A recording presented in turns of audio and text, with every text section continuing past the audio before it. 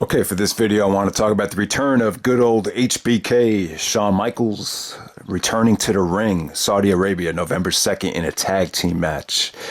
And yeah, there's just a lot of mixed feelings that I have right now. I'm a little bit disappointed, but at the same time, I'm excited as well. There's a lot of things to talk about here, and I think there's going to be a lot of side effects to this.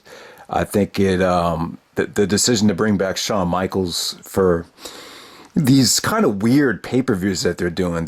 I think they're trying to make, I think they're trying to get to the point where they could have a WrestleMania type of show every single month on a different continent. That seems like it's the goal to me, and it seems like they're relentless with it. Like even if it means doing the Royal Rumble, or even if it means bringing back Shawn Michaels, even if it means bringing back the Undertaker, who we all thought was going to retire at WrestleMania 33. So it just seems like the WWE's like in desperation mode, and they don't really care about how old somebody is, or the current group of talent that just doesn't seem to get the respect that it deserves.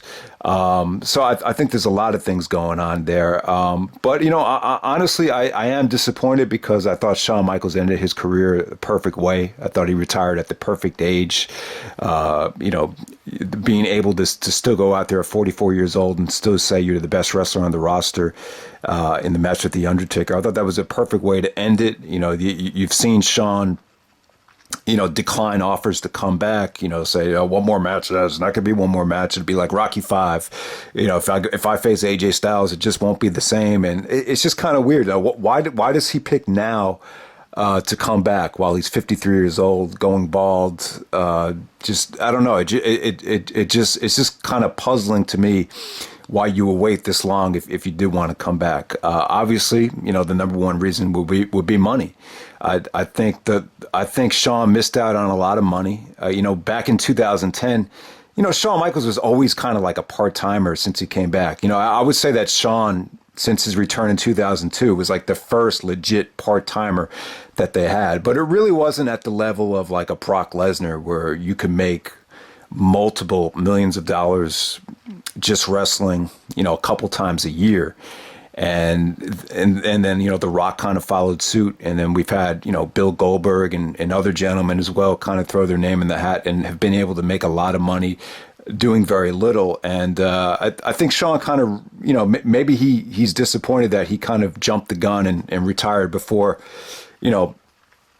these type of dream matches as a part-timer really became a reality. So I think there's a little bit of bitterness there too. Like I said, with The Undertaker in the other video, I think he was disappointed at The Undertaker's decision to have, Brock be the guy to do it. I think that was kind of a huge blow to a lot of egos backstage. So, I think smallly but surely, I think that probably has a little bit to do with it too. Shawn Michaels, Jerry Lawler always used to say that Michaels and Jericho had the two biggest egos.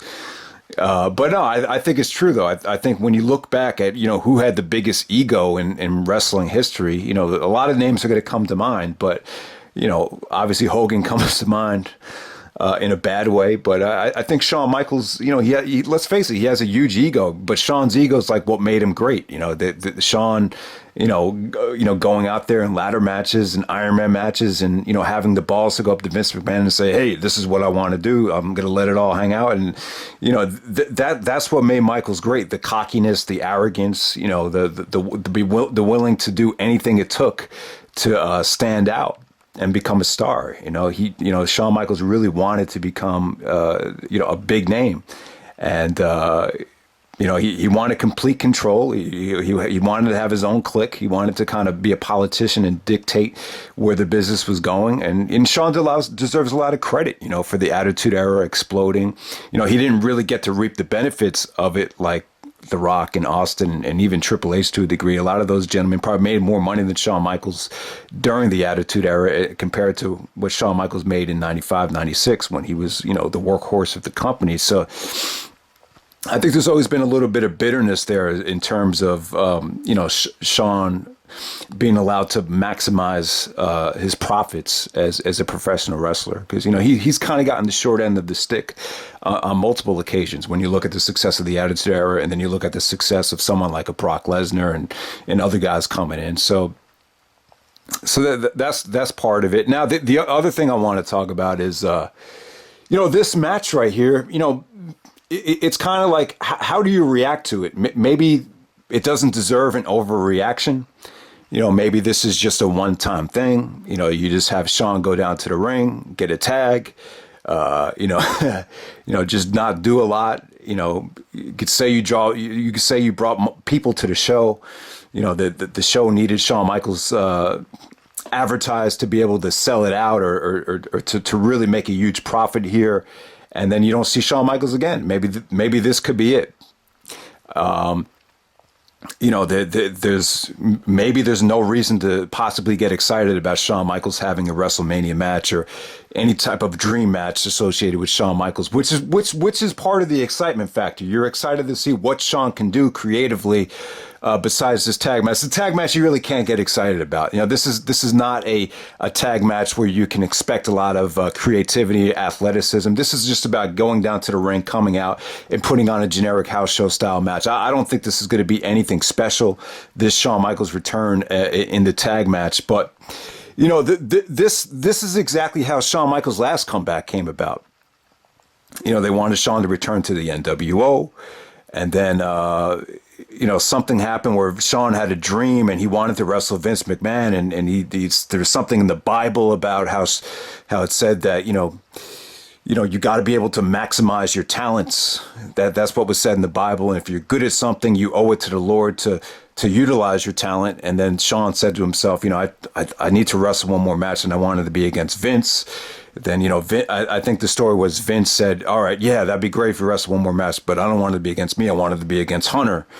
And then, then he agreed to it. Then they did the street fight at SummerSlam. And then, yeah, that was great and everything. It went better than expected. But, I think I'll only wrestle one more match. I'll wrestle a tag match at WrestleMania with Kevin Nash and Triple H, or whatever the idea was at the time. And that was supposed to be Shawn Michaels' last match. And but one thing led to another. Then Shawn Michaels won the title. Then they convinced him to have another match with Triple H, and then they convinced him to have a match with Jericho. And then after the match with Jericho, it was like, bang, Shawn Michaels still has it.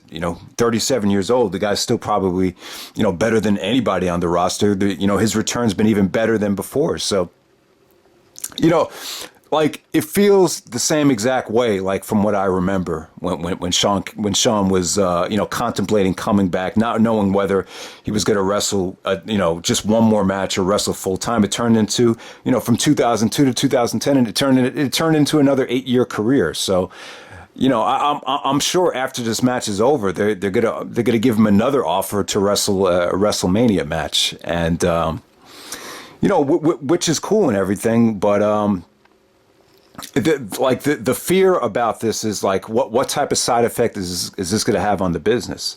The great thing is, the great thing is, like, for older fans like myself, and I'm sure for a lot of other people, the current crop of WWE talent, the ones that they really put the money behind, like a Braun Strowman or a Roman Reigns, bottom line is, it doesn't seem to be engaging enough for the older fans, and at the same time, it doesn't seem to be generating the type of excitement amongst the fans that they're actually targeting. So it just seems to me like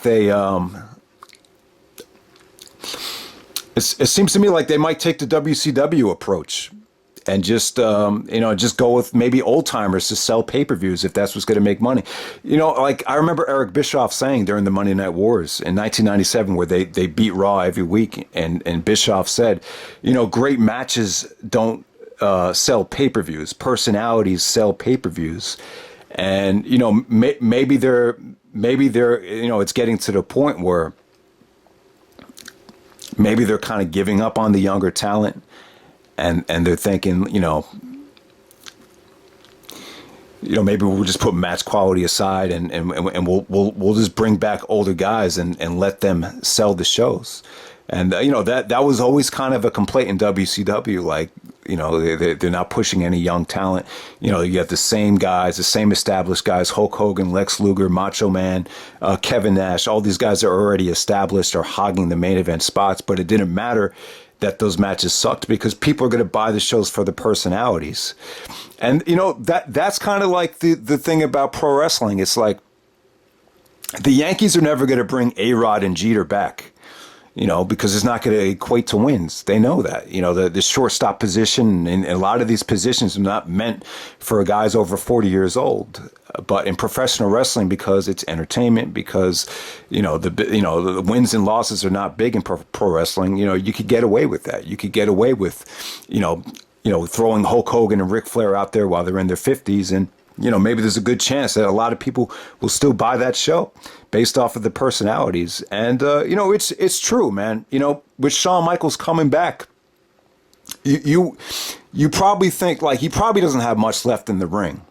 But even if you do put Shawn Michaels in a program with The Rock, maybe that could be the dream match that we've all missed out on, that we'll finally get to see, and we could see a new dimension of Shawn Michaels' personality with the bald head.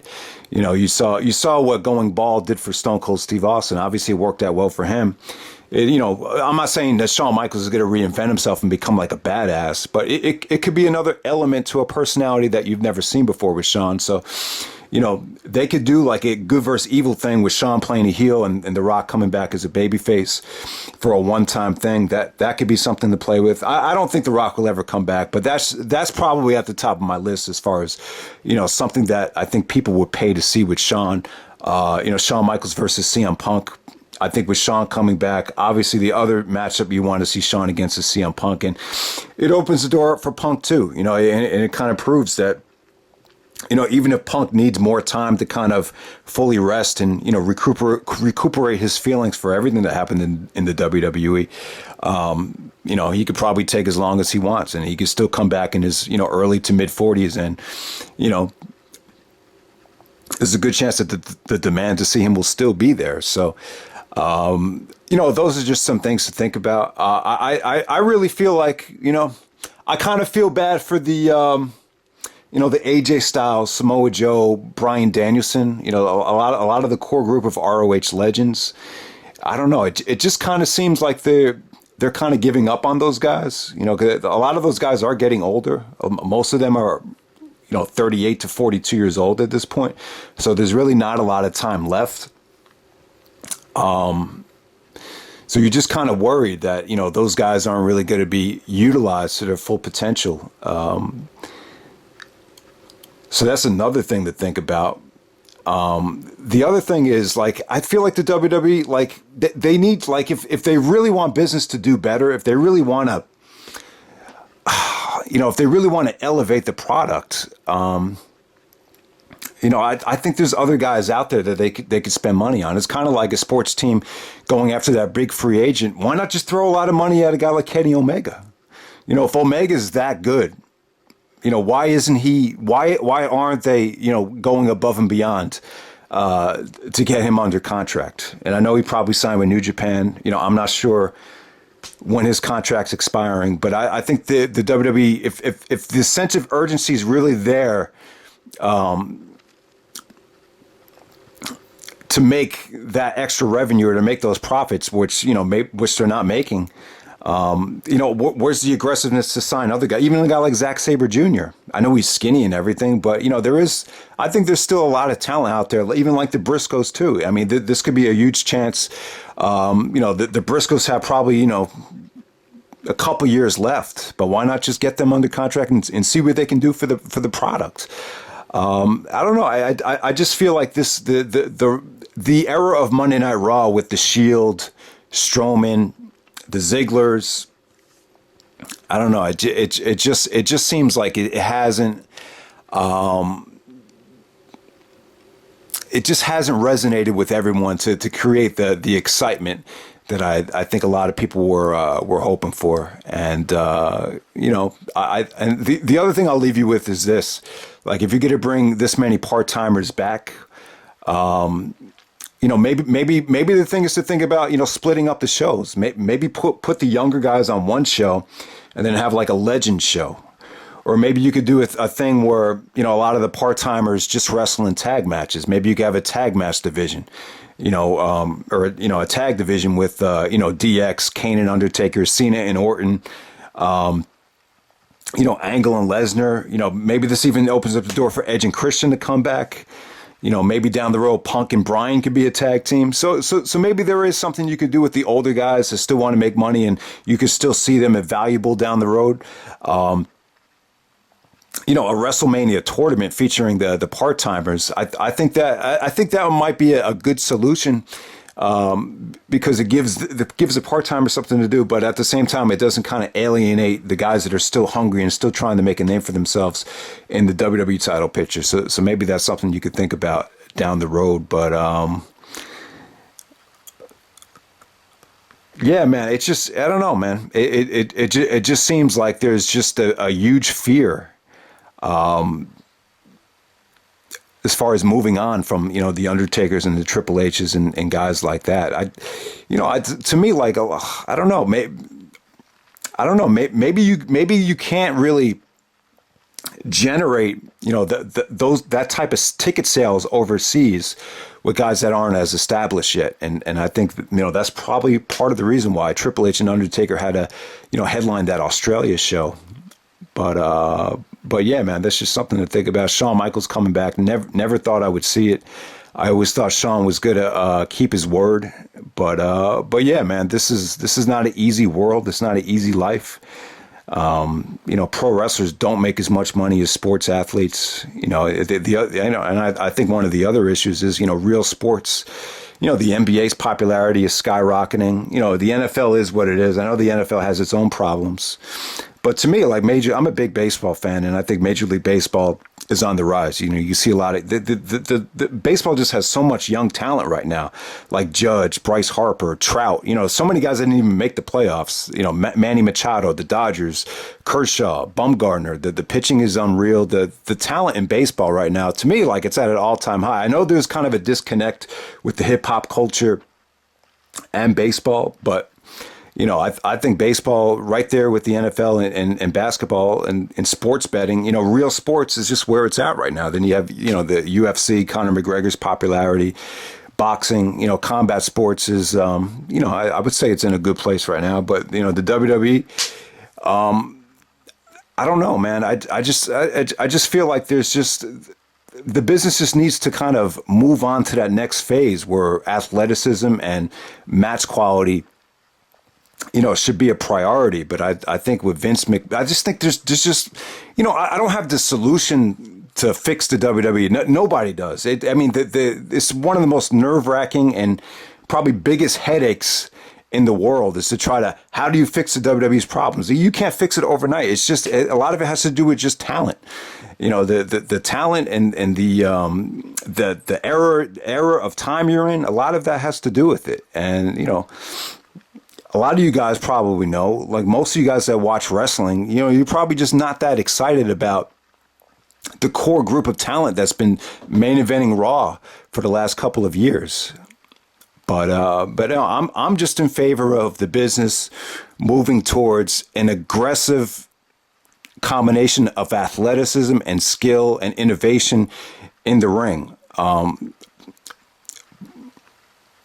But then someone might argue the counter with that is personalities need to sell the shows, and that's why you're having all these old timers come back, and part timers are what sells the pay-per-views. You can't just sell it with athleticism and match quality. So that's how you would argue that. Obviously, you want a combination of both of them, but maybe the solution is you just kind of divide it up. Let the young core develop on its own, and then if you want to bring the younger guys, let them have kind of like their own show, whether that show is once a week or once a month. maybe that's the answer. Put a WWE part-timer show or a legend show and let those guys kind of coexist on their own. Because I don't think this whole thing with Lesnar working with Strowman and Roman Reigns is doing anything for the business. I really don't think it is. If you want to have Brock as a part-timer, have him face guys that are part-timers. And, with AJ Styles versus Shawn Michaels, I know a lot of you guys will want to see it. It's not going to happen. I don't think Shawn wants to work with AJ. He doesn't like working with guys that are like a Rob Van Dam or, Mr. Perfect, guys that are on the same level of athleticism as him. He'd rather work with probably a Joe or a Strowman than that type of guy. So that's something to think about as well. I think Shawn is definitely going to wrestle for WrestleMania, but in terms of the guys you want to see Shawn wrestle, I don't think he'll do it, but that's pretty much it, guys. I have very mixed feelings about this. I'm happy to see Shawn back to a degree. I think it's going to lead to, I just hope it leads to I wouldn't mind it seeing leading up to a WrestleMania match with the right opponent. I'd be excited to see Shawn Michaels promos more than anything because I think Michaels is very feisty right now. You can see that old man, kind of cranky, kind of bitterness coming out of him, which can make for a compelling heel. So I wouldn't mind seeing that. You're just worried about the side effect that this might have on the business, where it might get over convoluted, where you got part-timers mixing it in with guys that are trying to make a name for themselves, and everything gets fucked out of whack like it did in WCW, which you don't want to see that happen. But yeah, man, personalities sell pay-per-views, so personalities and the old-timers are gonna, they're really gonna connect with the older fan base. So whether that's a positive or a negative, you can look at it the way you want it to. But I'd like to see the WWE just go all in, no pun intended, with what just happened. And, try to just sign the best talent possible and just do the best you can with putting on amazing matches and athleticism. But, the WWE has never been about athleticism. It's never been about, see, this is the problem. It's never been about putting on great wrestling matches. And, what Ring of Honor used to be about, using great matches to sell shows. So Gabe kind of had the opposite philosophy of Vince. He said people are going to buy shows because of the match quality and the talent, not necessarily because of the storylines. I think with the WWE it's opposite. They feel like the more emotion you could get out of a storyline, the more money you can generate. So yeah, man, there's so many different ways of looking at it. And but this video is about Shawn Michaels. Yeah, I think Shawn needs the money. I think the WWE needs the money. And it is what it is. And, Shawn probably thinks this is going to be the only match he's going to wrestle. But once they start throwing more money at him for WrestleMania, I think you'll see that WrestleMania match. The two at the top of my list would be Punk and The Rock against Shawn Michaels. But, a lot of you guys probably want AJ Styles. I don't think that would happen. But we'll see. We'll see what type of side effect this has on the business. I'm not a big fan of trying to make these continental pay-per-view, these WrestleMania type of foreign shows every single month.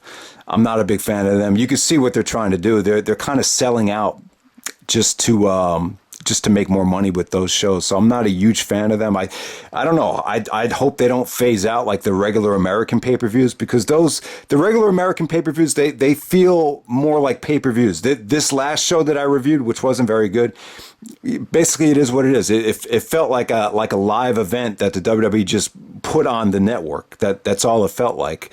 So I just hope that this isn't a sign of negative things to come. But, at this point in my life and this point in your life, it's hard to expect a lot out of the WWE. And so that's pretty much it, guys. Let me know what you think of the return of good old HBK. And I'll see you later. All right.